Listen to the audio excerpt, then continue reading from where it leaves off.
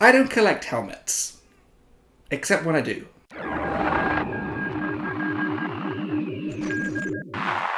Hello there, welcome back to the channel. I am Grand Moff Tony. You know, helmets are a pretty important part of Star Wars culture. They're all over the films, the TV shows, the movies. Everything from Darth Vader's helmet to Boba Fett's helmet, the Mandalorian helmet, Stormtrooper helmets, even X-Wing pilot helmets. Everyone's got a helmet. Fortunately, the Black Series provides a line of one-to-one electronic roleplay helmets. They're brilliant, I love them, and today we're going to talk about them. Considering we're not doing a toy hunt this month, I figured it'd be a good opportunity to sit down and talk about the helmets that I've acquired. Because each helmet in my collection, that's not a collection because I'm not collecting helmets, but each one comes with its own little interesting anecdote and story, and I love telling stories, so that's what I'm going to do. I'm going to sit here and I'm going to tell you the story of each helmet in my collection. The first helmet we're going to talk about is this one, the OG, the Kylo Ren Force Awakens helmet. Now, I picked this up in 2016. I bought it for a Comic-Con that I was attending that year in London, and I wanted to go as Kylo Ren. And unfortunately, there's not a tremendous amount of photographic evidence of that day because it was my first convention on my own. But this story is not so much about how I acquired the helmet, it's about what happened next. Because several years after I bought this helmet and went to that convention, of course, I left the country. I moved from the UK to the US, and this was not an item that I had space for in my suitcase,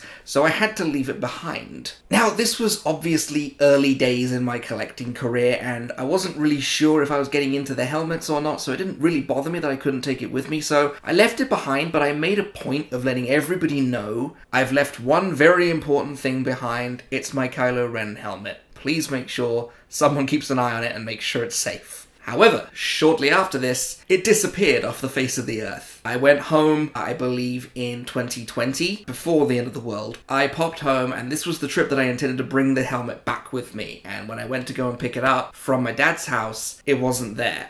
I'd kept it in a Star Wars bag for life that I got from Tesco, and it was sitting in my sister's bedroom, but it wasn't. The bag was there, the rest of the costume outfit was there, but the helmet was gone, and there was just a great big helmet-shaped hole in the bag. So I panicked because the helmet's gone. I have no idea where it is. And in the meantime, of course, years piling on and no future re-release in sight, the value of this helmet spiked pretty significantly. And it effectively became irreplaceable. I couldn't justify dropping that amount of money to rebuy a helmet that I knew I had somewhere.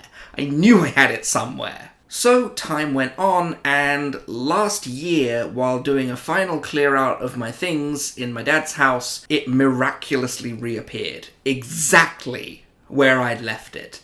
In the bag for life bag with the rest of the outfit. I have absolutely no explanation of how it got back there. I don't know where it went or what it was doing, but I'm very grateful to have it back. This was the first helmet in my collection. Moving on, the second helmet I added to my collection was this, the Mandalorian. Now, I found this one at a toy shop at Great Lakes Crossing, and it was on a shelf, and there was no price on it, and I wasn't really sure, like, am I collecting helmets yet? Am I serious about this? They take up a lot of room, but they are very, very cool. I mean, look at this thing. It's cool. There's no two ways about it. So on a whim, I approached the cashier, and I think I was buying something else at the time, and I just said, the Mandalorian helmet up on the shelf there, how much do you want for it? And she said, it's technically $150. And I was like, oh, well, that kind of spoils it for me. I don't know if I want to drop $150 on it. At which point, the cashier said, but it might not be $150 depending on how nice you are. And I said, well, how does one be nice in this scenario? Like, what do you want? Like, what do you want from me? The cashier says, I'm interested in your accent. I want to know what you're doing here. How did you get here? So I told her the story of how me and my wife met online, and then we met in person, and we lived in the UK for a while, and then I got the 90-day fiancé visa, and I moved over to the US, and here I am. That's basically my story. I love telling that story anyway, so I really enjoyed it. And she looked at me and she said, I'll give it to you for $75. She literally cut the price in half for me just to hear the story of how I got here. That was awesome. That kind of thing doesn't really happen. So yeah, I told my little story, I got $75 off the helmet, and I walked out with it, and I have never regretted it. This is a fantastic helmet, and I'm very happy to own it. The third addition to my not a helmet collection was this, the Empire Strikes Back Darth Vader.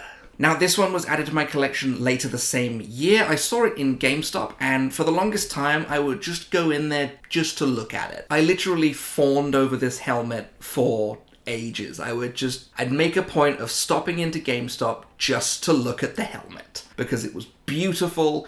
I didn't know where I was going to put it, so I never bought it. And then one day, it was just gone. I went in there, I stopped in there on the way home from college just to have a quick look at my helmet and have a think about it, and it was gone.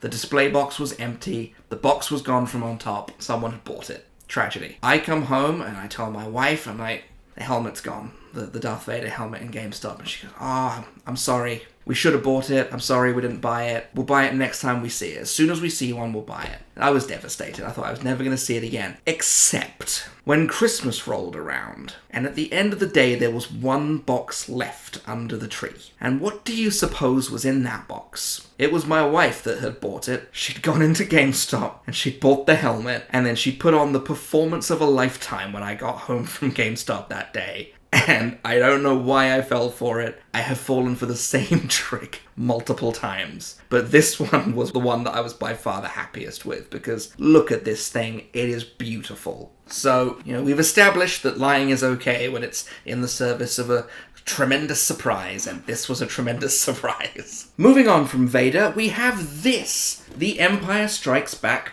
Boba Fett helmet. Now, as regular viewers of my channel will know, I have a bit of a complicated relationship with Boba Fett as a character. Never really liked him back in the day, but my opinion was completely 180'd when Tamura Morrison took over the role in The Mandalorian and later the Book of Boba Fett, and now I can't get enough of the guy. I've got tons of Boba Fett figures, and I have this little Boba Fett helmet. So let me tell you the story of how I got it. We are very good friends with the owner of our local game store. We've followed the build up to the game store opening, and we've been regular patrons there ever since it opened its doors. So quite by chance, one day after work, I popped onto Facebook to have a look at the weekly stock update to see what was coming into the store that week. And lo and behold, behind all the games and the miniatures and the paints, there's a Black Series Boba Fett helmet just sitting there. And I stared at my phone and I was like, what? He's got a Black Series helmet? So the two of us literally run to the car. We dash to the car, we fly to the game store, and I come in and I say, I think you know why I'm here. The Boba Fett helmet, where is it?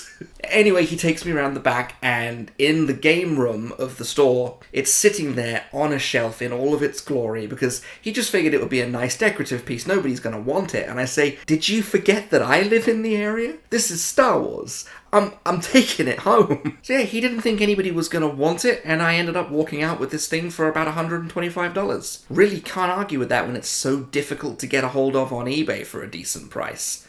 Thanks very much, Derek. Honestly, I swear it's not a collection. I promise it's not. But moving on, December of that year for Christmas, I was gifted this little beauty. This is the Trapper Wolf X-Wing helmet, Dave Filoni's character from The Mandalorian. Now, I wasn't tremendously involved in the acquisition of this helmet because it was another Christmas present. And unlike the heinous deception with the Darth Vader helmet, I had no idea that another helmet was even on the cards because, as I've said numerous times, we don't collect these helmets. I promise we don't. So my wife is out and about. She's pretty much done Christmas present shopping for me. In fact, she's about $50 over budget, but who's counting? And Yakface posts about a sale at Best Buy. So naturally, Best Buy we have picked up some fantastic figures from before, but what she really went looking for was the Bo-Katan helmet, because both of us are obsessed with that helmet. That's what she goes in for. It's not what she finds. What she finds is this. and it's in a box that looks like it's been dragged through a hedge backwards. It is so beaten up that you would almost have to, like, pop it open to make sure the helmet is still okay. But naturally, being Best Buy and with the box in the state that it was, they had significantly marked down the price. So she was able to score this for a happy little $70. What a bargain. I'm happy with it. I love this bloody helmet. I think it's great. Trapper Wolf becomes helmet number 5. Now, helmet number 6, a lot of my regular viewers should be privy to because it's this. The First Order Stormtrooper. Now, this tasty little number I picked up on a Canadian toy hunt for the channel, in fact. I don't think I showed it in the video, but I definitely mentioned that I was able to pick this up from a toy store over the Canadian border. The store was named Toy Wars. We found it 2 or 3 stops into our Canada trip, and they were selling this for 100 Canadian, tax-free. I couldn't say no to that. This thing goes for like $200 on the aftermarket. I wasn't going to walk away from it. I don't care if I wasn't there looking for it. It was a moment of pure chance, and I wasn't going to leave it there. So yeah, this was a really easy addition to my not a collection. $100 Canadian, usually goes for $200 online. I'd have to be an idiot to say no to that. I am an idiot, but I didn't say no. And the final helmet in my I Promise It's Not a Helmet collection was this. It's Bo-Katan. Now, this is a helmet that I came within inches of getting multiple times. I had it once in my basket on Target down at like $90 because I had slapped a few discounts on there and there was a code going around that you cut even more off. But the reason I stopped was because there was another code that they were supposed to be going around that would take even more off of it. Somebody on Reddit said that they managed to score it for $60 using a combination of vouchers and codes. And I thought, well, if I can get it for 60, I don't want to spend 90 on it. I have to figure out how to get it down to 60. Well, unfortunately, I immediately forgot what I was doing, and this thing sat in my basket on Target long after the end of the offer, and it went back up to full price of $125. Now, I mentioned already, this was the helmet that we wanted more than anything else, because between me and my wife, this is one of our favorite helmets in the entire franchise. We love the detail, we love the character, it's all fantastic. And it was actually floated around that one month we're just gonna have to blow the whole toy budget and buy the helmet, because we need it. We need this helmet in our lives. Well, one afternoon last week, my wife is scrolling through Instagram and boom! The helmet is on sale. It's on Amazon for $90 odd. We weren't going to let it slip through our fingers this time. We ordered it, it arrived on Saturday, and it is now quite a happy centerpiece